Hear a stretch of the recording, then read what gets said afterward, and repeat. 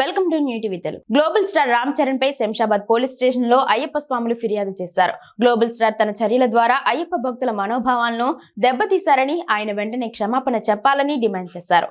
అయితే అయ్యప్ప దీక్షలో ఉండి కడప నగరంలోని దర్గాను దర్శించడం వివాదాస్పదమైన విషయం తెలిసిందే.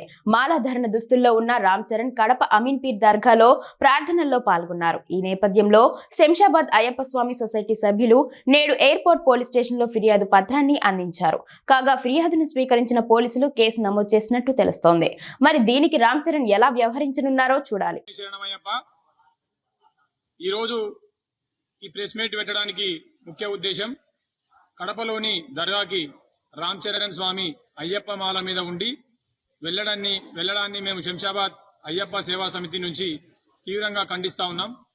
ఎందుకంటే అతను ఒక హోదాలో ఉండి ఒక ఇన్స్పిరేషన్ పర్సన్ గా ఉండి అతన్ని చూసి నలుగురు నేర్చుకునే విధంగా, అంటే సమాజానికి ఆయన ఏం చెప్పాలనుకుంటుండు, సమాజానికి ఏం మెసేజ్ చేయాలనుకుంటుండు, అందరు దర్గాకి వెళ్ళమని మెసేజ్ చేయాలనుకుంటున్నా, లేకపోతే హిందువులందరినీ కన్వర్ట్ కామని చెప్పేసి మెసేజ్ చేయాలనుకుంటున్నా.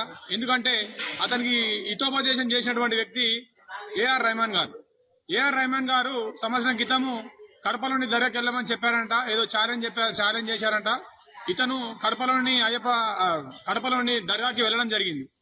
ఇంతకుముందు ఏఆర్ రెహమాన్ గారు హిందూగా ఉండి మరి ఇప్పుడు కన్వర్టెడ్ ముస్లిం గా ఉన్నారు ఆయన.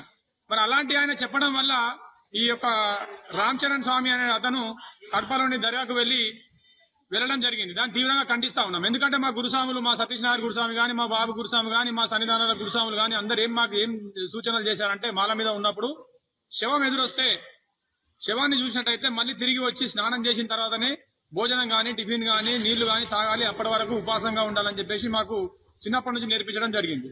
మరి ఈ రోజు మనం ఎక్కడైనా మన వాళ్ళు ఎవరైనా చనిపోతే సావుకి వెళ్ళి వచ్చిన తర్వాత స్నానం చేయడం జరుగుతుంది.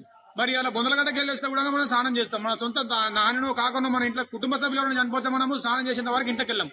అలాంటిది ఇతను అయ్యప్ప మాల మీద ఉండి దర్గాకి వెళ్ళడాన్ని మేము తీవ్రంగా ఖండిస్తా ఉన్నాం. అతను వెంబడే యావత్ హిందూ సమాజానికి, యావత్ అయ్యప్ప స్వాములందరి గుణంగా తలస్నానం చేసుకుని, బహిరంగ తలస్నానం చేసి అతను క్షమాపణ చెప్పాల్సిన అవసరం ఉన్నది. దీనిని సమర్థిస్తున్నటువంటి వారి కుటుంబ సభ్యులు ఎవరైతే ఉన్నారో వాళ్ళను కూడా చెప్తా ఉన్నాం. ఆ వావర స్వామి దగ్గర మీరు దర్శనానికి వెళ్తా ఉన్నారు కదా, ఇవన్నీ చెప్తా ఉన్నారు. శంషాబాద్ మండలంలో గాని, రంగారెడ్డి జిల్లాలో గాని